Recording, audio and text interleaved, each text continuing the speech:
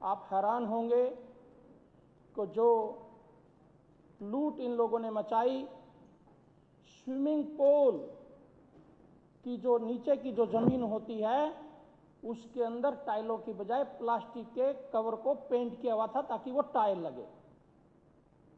वो हम हवा में नहीं बोल रहे हैं। माननीय मंत्री जी ने अपने हाथ से जब उसको उठा के देखा, हमने भी सोचा जब हम स्विमिंग पूल में उतर गए कि टाइल होगी, लेकिन जब देखा तो हमारे खुद के पैर उसमें धंस गए। वो प्लास्टिक का तार था, सिर्फ तार बची हुई थी।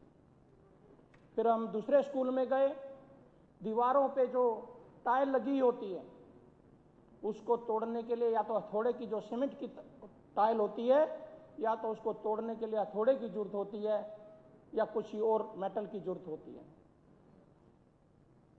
माननीय शिक्षा मंत्री जी ने उसको ऐसे मारा, ऐसे, सिर्फ ऐसे, और पूरी टाइल नीचे गिर गई, पूरी टाइल। और वो हमारे पास, हम इसको सिर्फ बता नहीं रहे हैं, राजनीति नहीं कर रहे हैं, हमारे पास उसके कैमरे में रिकॉर्ड है और पूरी मीडिया के पास है। जिस तरह से इन्होंने गरीब बच्चों के साथ धोखा किया, जैसा कि अभी लवली जी बता रहे थे कि कितना इन्होंने प्राइवेट स्कूलों को बिजनेस बनाया। अब आज इस टाइम पहली बार अभिभावकों की अपनी सरकार है, इतिहास में ऐसा पहली बार हुआ है। माननीय शिक्षा मंत्री को बहुत बहुत धन्यवाद, हमारी मुख्यमंत्री को हृदय की गहराई से बहुत बहुत धन्यवाद करता हूं। ये पारदर्शिता का सूर्योदय हुआ है। अब तक स्कूलों की कमाई और खर्च पर ऐसा अंधेरा हुआ था जिसे अभिभावकों की मेहनत की कमाई डूब जाती थी। यह कानून पारदर्शिता का सूर्य उदय है। अब हर स्कूल को अपनी तिजोरी का हिसाब किताब अभिभावकों के सामने रखना होगा और हर 1 रुपये का खर्च बताना होगा, जिसके बाद फीस पर कोई बात, उससे पहले फीस पर कोई बात नहीं होगी। बच्चों के सम्मान की रक्षा का कवच ये कानून बन के आया है। जरा सोचिए उस बच्चे के दिल पर क्या बीतती होगी जब फीस के लिए उसका नाम पूरी क्लास के सामने पुकारा जाता था, उसका आत्मविश्वास टूट जाता था। यह कानून सिर्फ फीस पर नहीं, बच्चों पर हो रहे इस मनोवैज्ञानिक अत्याचार पर भी रोक लगाता है। अब किसी भी बच्चे को रिजल्ट रोकने या उसके क्लास से बाहर निकालना सिर्फ एक कानून का उल्लंघन नहीं होगा, बल्कि एक दंडनीय अपराध भी होगा। धन्यवाद करता हूं शिक्षा मंत्री जी का। कागजी नहीं, फौलादी कानून है ये। दिल्ली में बहुत कागजी कानून देखे हैं, जिसने स्कूल में कभी नहीं डरे, स्कूल के लोग कभी डरे नहीं।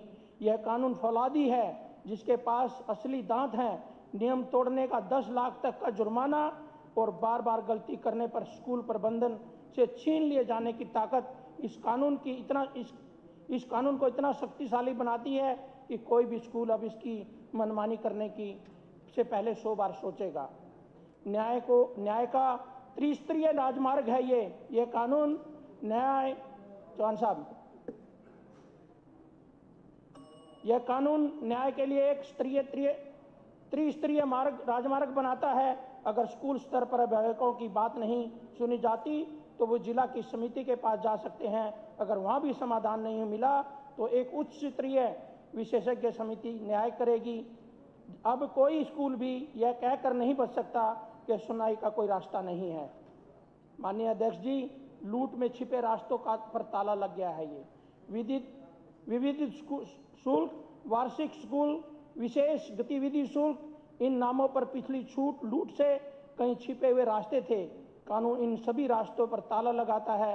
अब फीस हर एक घटक स्पष्ट रूप से परिभाषित होगा, जो पारदर्शिता है वही लिया जाएगा। माननीय अध्यक्ष जी, मैं आपका ध्यान आकर्षित करना चाहता हूं, ये लोगों ने मुझे 1 मिनट और चाहिए। EWS के बच्चों के, क्योंकि मेरे 14 स्कूल यहाँ पर प्राइवेट स्कूल हैं, जब उनमें गया तो पता चला निचले स्तर पर बड़े बड़े सेठों के लोग EWS के नाम पर जो धोखा होता था उनमें दाखला लेते थे। और कराने वाले कौन थे कि इनके मंत्री फोन करते थे कि इस बच्चे को EWS में दाखिल ले लीजिए, मैं प्रूफ दे सकता हूं। दूसरी बात, ये लोग जो प्रशिक्षण के नाम पर डेलीगेशन लेके जाते थे उसके अंदर कभी कोई काम नहीं हो पाया।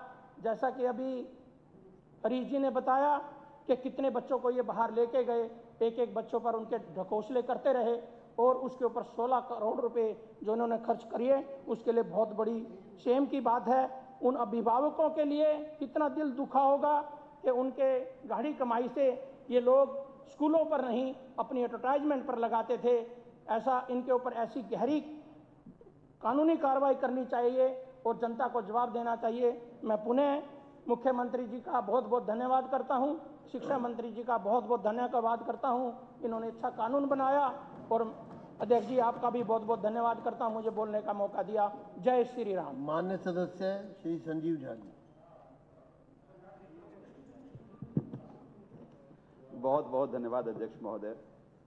मैं उम्मीद करता हूं कि 7 मिनट का समय हमें देंगे 5 ताकि मिनट उसको का, कंप्लीट कर लें। मैं पहले लाइटर नोट में एक बात कह दूं, मैं बड़ा रिगार्ड करता हूं पूर्व शिक्षा मंत्री अमरिंदर सिंह लवली जी का। लवली जी ने बातों बातों में अपनी कांग्रेस सरकार की सारी अचीवमेंट गिना गए और सभी लोगों ने तालियां बजाई। आपने 19 मिनट का समय दिया, तो मैं धन्यवाद करता हूं आप सबको। आप सब ये मानते थे कि कांग्रेस की सरकार अच्छी काम करी, इसलिए अभी उपलब्धि गिना रहे थे।